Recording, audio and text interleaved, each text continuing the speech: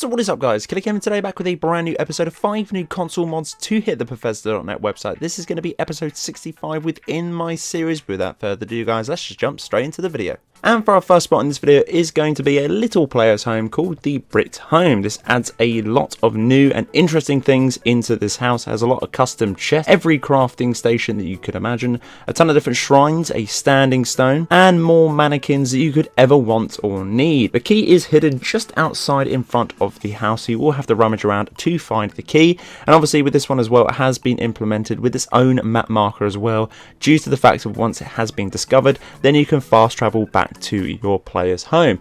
Obviously a really cool little mod, and for the fact of, I didn't think it was actually that small, to be telling it does say it's extremely small and the interior is a little bit boring, but personally I found it quite nice, to be telling it. I do kind of like cozy homes, and for me that is definitely a big thing, and it obviously tweaked my interest. This is only going to be a 3 MB of a download for an interesting and unique standalone player home. It's definitely worth trying out and giving it a little go. Let me know what you guys think of it in the comment section below. For the second spot in this video is going to be the Mountain View Lodge. This again is another player home, and this one is going to add a custom player home to the mountain above Maroon's Altar. It's a vanilla Hellfire home with some changes, and the mod author has added class specific armors such as Rogue and Warrior to both wings, and a mage room behind the main hall. There is a crafting room with enough materials to get alchemy, enchanting and smithing all up to level 100. There's also a Daedric artifact display room. There are 3 new custom Mage, Warrior and Rogue followers implemented within this player home too, and it's available to fast travel as soon as you start the game. Overall, I really did enjoy the aesthetic point of view, not only from the outside but the inside too. It's tucked away. It definitely does remind me landscape wise of some of the stuff we did build in Ark quite a while ago, and for the fact as well that you get 3 new individual followers implemented within this mod is absolutely insane.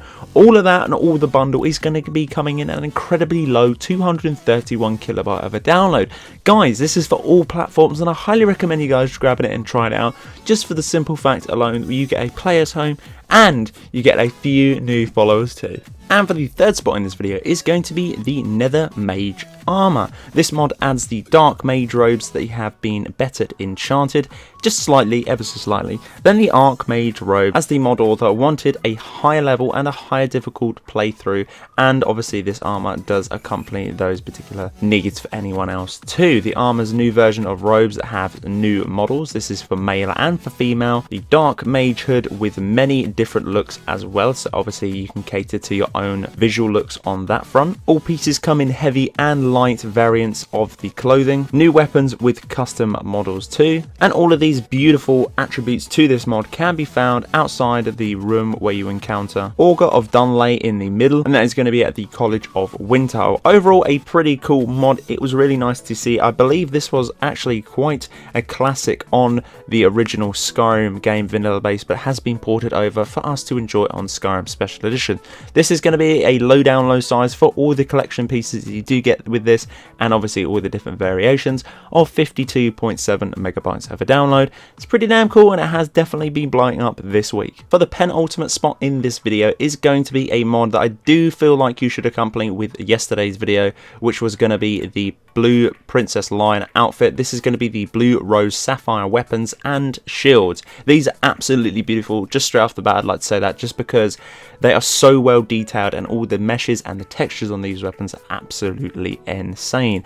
It adds a Sapphire Rose battle axe, dagger, great sword, mace and one-handed sword. It also adds the new shield within the game as well. There's a couple of different variations of these particular weapons, but in accompaniment of all of that, and as I said before, all the meshes and textures are looking beautiful, this is going to be a super, and I mean super, download size for those high-end textures and meshes of 2.3 MB of a download. Pair them both together. If not, you can obviously put these with loads of other different builds. They are very unique in the style that they are in, But overall, I really did enjoy this. Definitely worth adding to the favourites. Who knows if someone could make a build out of this, just because I feel like they are very diverse within themselves. And for the last spot in this video is going to be Argent Silver Changer. Argent alters the properties of silver weapons in game, namely the silver sword and the silver greatsword. Silver weapons now do a 2 times the amount of damage to vulnerable targets rather than a flat plus 20 damage. Added a quicksilver sword and greatsword to the models that have been retextured as well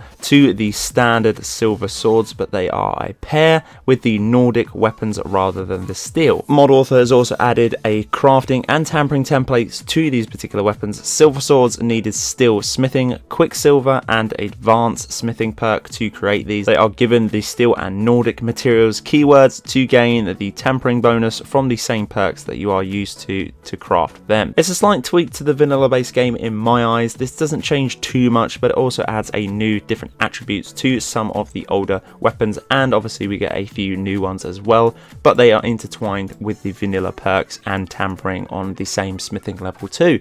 This is only going to be a 4.7 kilobyte of a download, not too bad, and it's definitely worth trying if you are a lore friendly person and just want to slightly tweak the damage implemented by some of your vanilla weapons. So guys, that's it for this episode. This has been episode 65 within my series. Hopefully you guys did enjoy this episode. As always, if you did, can you please hit that like button? It does help me out an awful lot. Leave a comment in this comment section below, because I get back to every single one of my comments, unlike certain other YouTubers not calling out names. But until the next one guys, Killerkev here, and Killerkev out.